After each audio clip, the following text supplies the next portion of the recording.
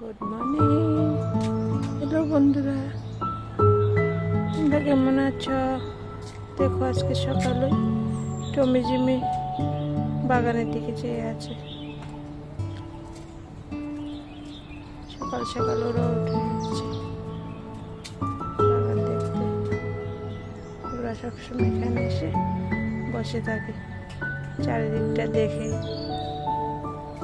Jimmy চলে যায়,